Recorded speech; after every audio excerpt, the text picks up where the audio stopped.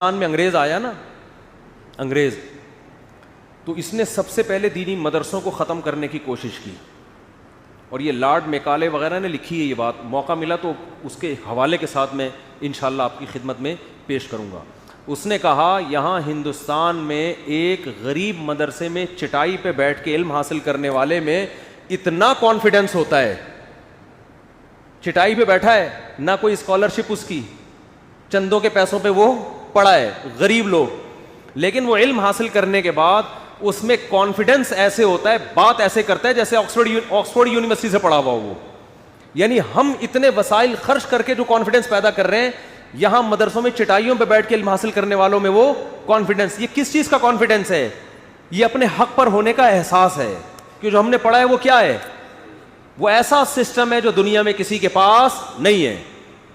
میں نے بھی نیچے بیٹھ کے پڑھا ہے، آپ وراثت کے مسائل ہیں، نکاح طلاق کے مسائل ہے، اسلام کے عبادت کا نظام ہے، اسلام کے معاملات کا نظام ہے، آپ کسی لبرل کسی گورے کو میرے سامنے بٹھا دو،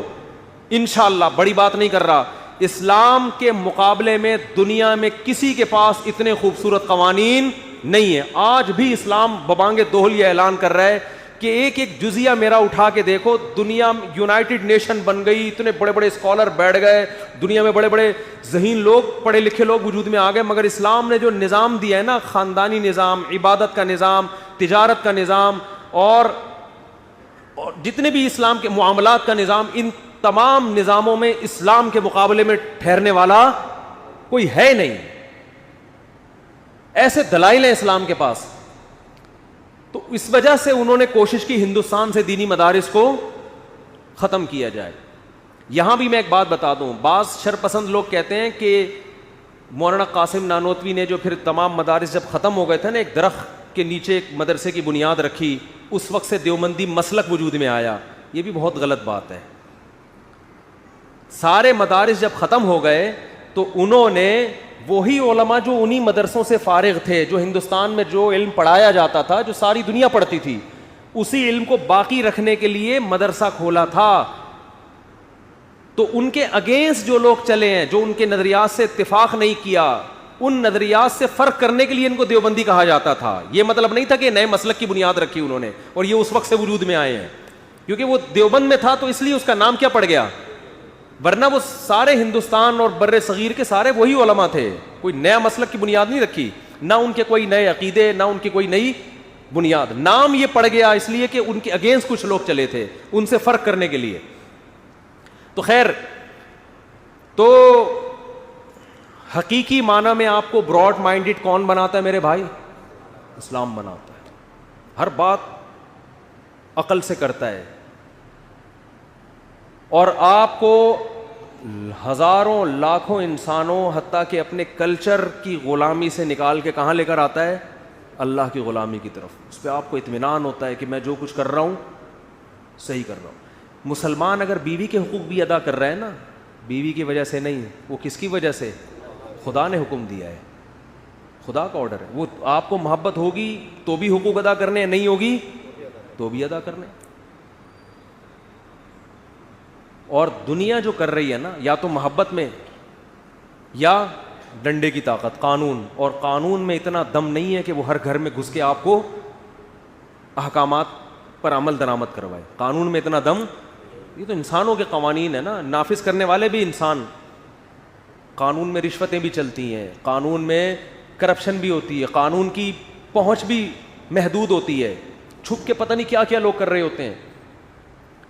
خدا کی غلامی ایک ایسی چیز ہے جو آپ کو شدید روزے میں صبح صادق سے لے کے غروب آفتاب تک کھانے اور پینے سے روکتی ہے، جبکہ کوئی انکوائری کرنے والا، کوئی سزا دینے والا بولو نہیں۔ کیا انسان کے کہنے پہ انسان ایسی قربانی دے سکتا ہے؟ یہ تو ڈاکٹر کے کہنے پہ نہیں لوگ کر رہے جو صبح شام آپ کو ڈائٹنگ کے فضائل سناتے ہیں، پھر بھی 2-4 برگر پرہیز کرتے کرتے، میں تو پراٹھے پھوڑ کر آ گیا نا، حالانکہ چلو ایک دفعہ صبح ہو گیا، اس ٹائم پہ کوئی تک نہیں بنتا، لیکن چونکہ اسلام میں حرام نہیں ہے، حکیم بھی کہہ رہے ہیں، ڈاکٹر بھی کہہ رہے ہیں، مفتی صاحب یہ پراٹھے چھوڑ دو، پھوڑ دیے ہم نے، چھوڑنے کے بجائے کیا کر دیے۔ لیکن یہی اگر اللہ نے پابندی لگائی ہوتی تو ہم صبح صادق سے لے کے رمضان میں غروب آفتاب تک شدید ترین گرمیوں میں بھی جب صبح 10-11 بجے سے پیاس لگنا شروع ہوتی تھی، الحمدللہ نہا رہے ہیں، ٹھیک ہے نا، شاور لے رہے ہیں، مگر ایک قطرہ حلق میں جانے نہیں دیتے. تو یہ کس کا احسان ہے انسانیت پر بھائی؟ اللہ کا. تو جو اسلام انسان کو اتنا مہذب بنا دے کہ جس خدا نے گرمی میں پابندی لگا دی ایک قطرہ نہیں پی سکتے وہ نہ پیے، تو وہ اسلام لوگوں کے حقوق بھی دلوا سکتا ہے اپنے ماننے والوں سے. وہ بچوں کے حقوق بھی دلوائے گا، وہ بیوی کے حقوق بھی دلوائے گا، وہ باپ کے حقوق بھی دلوائے گا، اور دلوا رہا ہے. ہمارے معاشرے کا نا میڈیا غلط رخ لوگوں کے سامنے پیش کرتا ہے. جو ہمارے معاشرے میں پازیٹیوٹی ہے جو بہت زیادہ ہے نیگیٹیوٹی کی نسبت، اس پازیٹیوٹی کو ہمارے چینل اس کو پروموٹ نہیں کرتے. ہمارے یہاں بد اخلاقی کے واقعات دکھائیں گے، وہ 5 روپے اس سے لوٹ کے کھا لیے اس نے، اور گالیاں دے رہا ہے، اور یہ کر رہا ہے اور وہ کر رہا ہے. جو قربانی کا جذبہ انسانوں کے لیے ہمارے ہاں اب بھی ہے، وہ اس معاشرے میں نہیں ہے. میں آپ کو ایسے درجنوں لوگ دکھا سکتا ہوں، 10 سال سے باپ فالج زدہ قومے میں پڑا ہوا ہے، بیٹا خدمت کر رہا ہے اور آج تک اس کی پیشانی پہ بل نہیں آئے. اور لبرل لوگوں میں ایسے لوگ موجود ہیں کہ باپ بوڑھا ہوا اسے زہر کا انجیکشن لگا کے مار دیا. آپ کو مذہبی لوگوں میں ایسے واقعات نہیں ملیں گے، لبرل لوگوں میں ملیں گے. آپ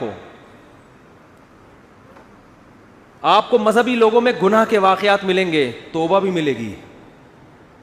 اللہ کے سامنے گڑ گڑانا بھی ملے گا. جو نام نہاد لبرل ہیں اس میں گناہ کے واقعات ملیں گے، اللہ سے اس گناہ پہ توبہ بولو